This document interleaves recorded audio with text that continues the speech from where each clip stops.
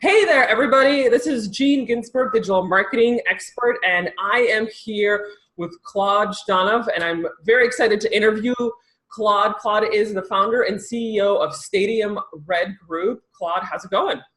Doing great. Thanks for having me.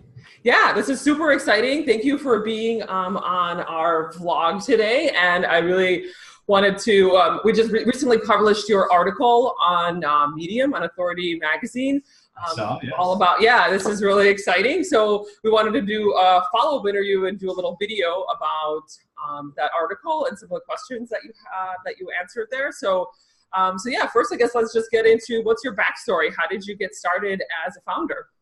My backstory was I grew up on Long Island. I was a musician, but also kind of very much in a time where technology was happening. Both my parents were in business.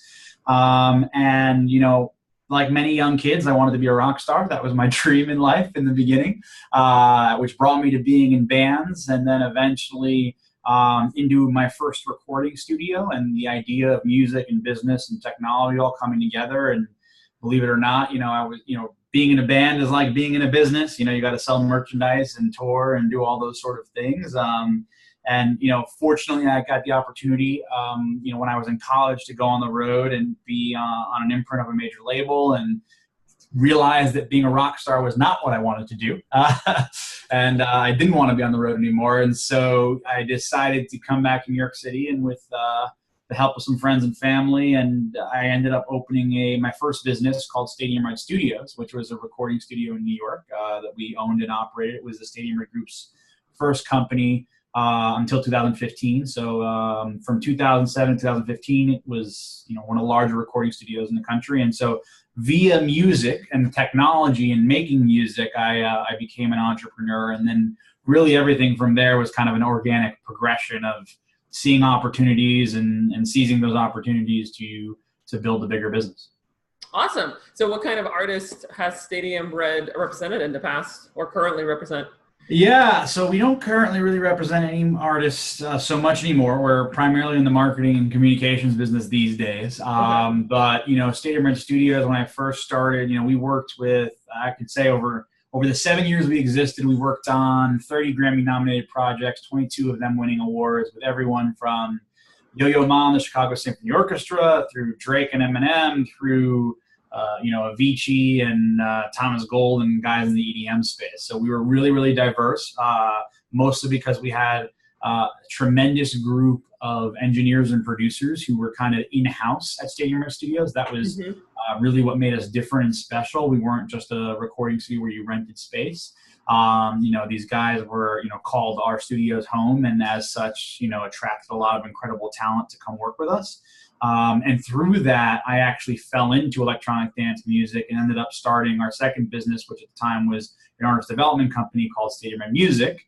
I happen to be very good friends with a guy named Alex Paul, who is one half of the DJ duo, which is the Chainsmokers.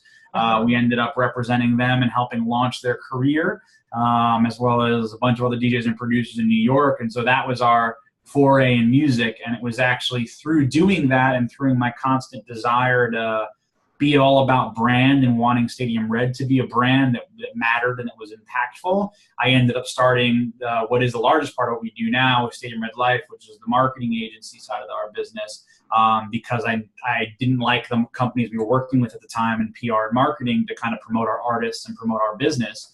And so I decided I was going to do it myself. And so that's how music happened and transitioned a bit into marketing.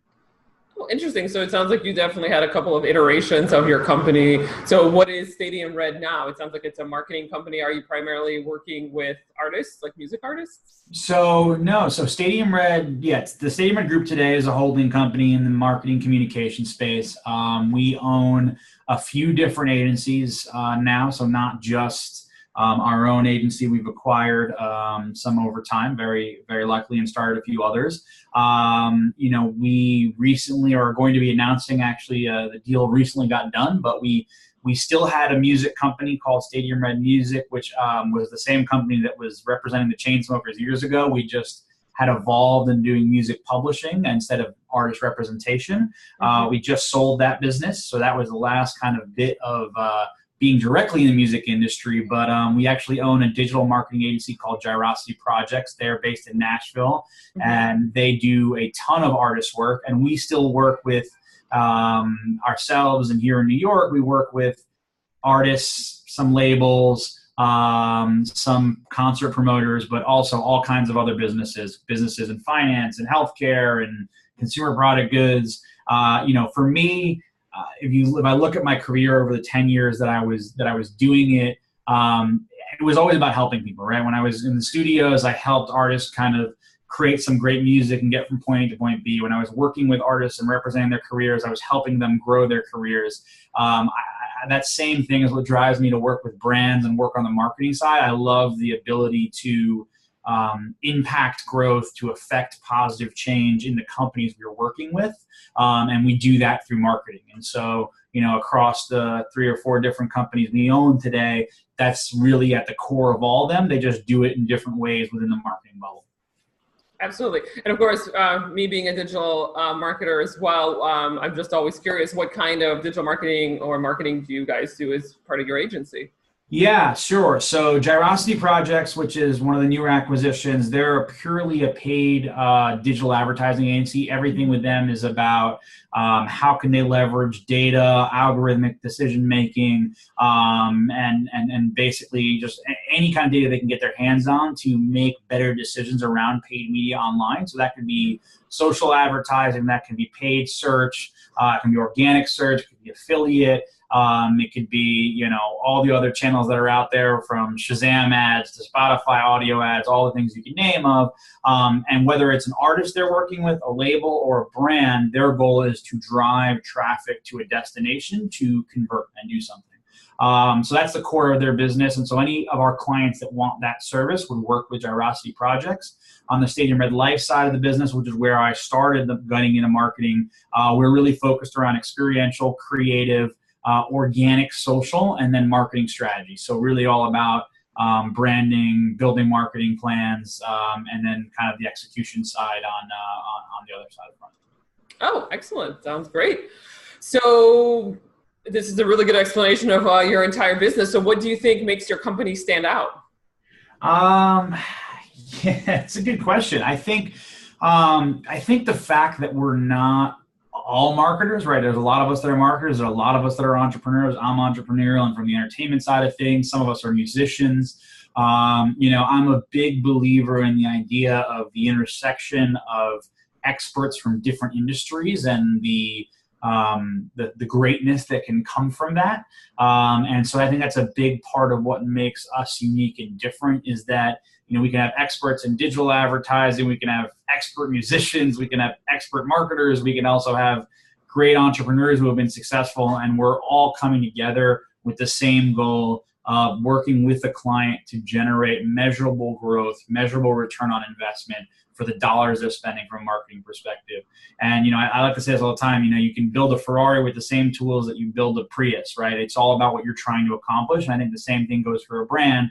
If you're a service-based business, what you need to do to market your business is very different than maybe a B2B company, which is very different than a consumer product goods company. And so we really look at marketing holistically and from the high level of saying, okay, what are you trying to accomplish? What is it that your company does? And then what are the marketing tools that are going to accomplish that for you?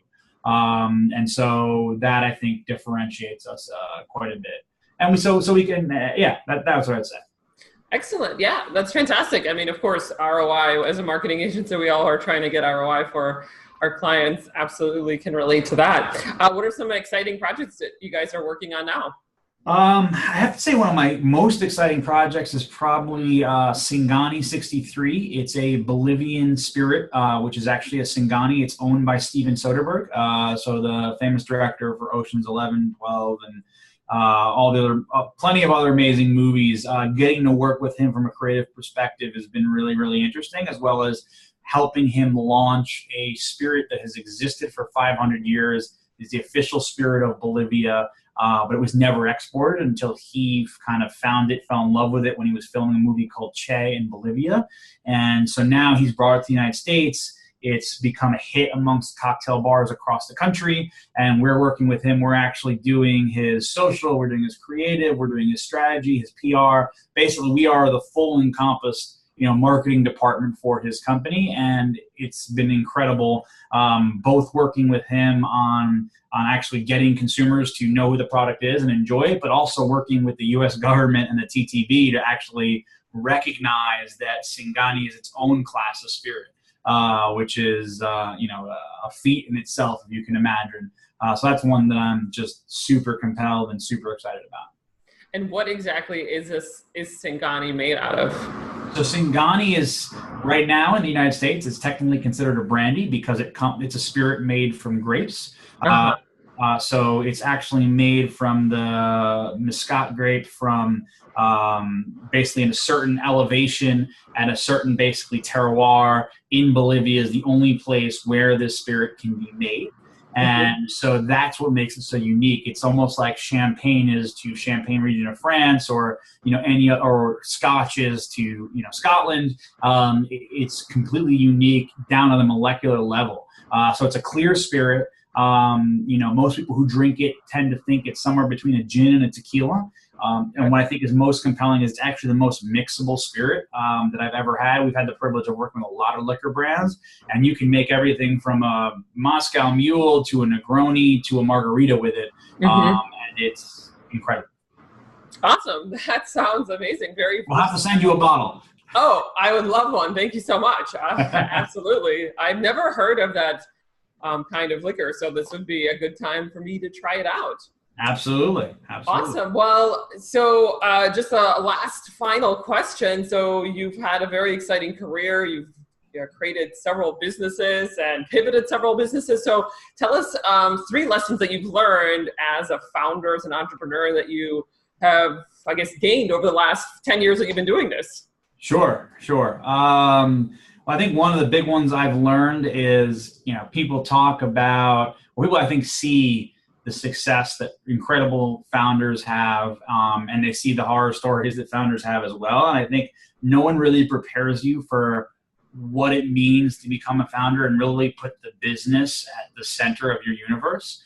And I think that's one of the hardest things I had to learn, and how positive it can be for relationships, for your own personal being, but also how detrimental it can be when your decisions and what you do have to become about the business, sometimes more than even the people around you and the things you care about. And I think balancing that and struggling with that is something that I still work to deal with this day. I mean, but I believe in work-life balance. I believe in not working. There's this, I think, a horrible saying or thought process where it's like, if you're not working 100 hours a day, or a week or whatever it is, you're not working hard enough. And I don't agree with that. I think you need to take care of yourself, sleep, work out, do what you got to do, and balance your health so you can be effective and positive in the workplace. Take care of family as well. Yeah, have a family, etc. I think all that's important. But I think, I think the big thing is that, people should know is that the business does come first at the end of the day. And sometimes it's going to put you in some hard positions when you have to make decisions about the business before other decisions that you might otherwise not want to make. So that'd be one. I think the second one would be, if you're going through hell, keep going. It's my favorite Winston Churchill quote. Having pivoted, having started businesses, and having ones been really successful and other ones being marginally successful or not, people tend to forget that the road is not an upward hockey stick that, VC investors want you to think that building a startup is. And so a lot of the times, the best stuff happens, right after the worst stuff. And you have to have a lot of perseverance to be in this business. And probably the third one is a simple one, is love what you do. I mean, to be an entrepreneur and founder, it is the most grueling thing you could possibly want to put yourself through. I think people sometimes forget how impactful on your life stress can be. And so you got to love what you're doing, who you're working with every single day you're doing it, or you shouldn't be doing it. Absolutely. I agree with that. Be passionate about what you're doing, because then your business is not going to thrive if you're not passionate about it, and if you're not interested in it. It's just going to fizzle out very quickly because the passion won't be there. So yeah, absolutely. That's what I always tell my clients. It's like, find if you haven't found a niche, find a niche that you're passionate about, and just go for it. And then it will make things so much easier for you to grow your business after that, because then, you're already in it to win it, right? Absolutely. Absolutely. Thank you so much. This has been such an inspiring interview. Thank you for sharing your story. Claude Donna, this is Stadium Red Group. Thank you so much for being here. Any other last closing thoughts before we close this down? Thank you. I was to say thank you very much for your time. Thanks for doing this and for the article, and hope to be back soon, maybe in a year or two, and talking some more about where we are then. Oh, absolutely. I'd love to hear your updates. I'm sure in 6 months or a year, there's going to be all these new projects that you're working on. So absolutely, we'll do an update video or another article and to share additional points of your story. Awesome. Thank you so much. Thanks again. You.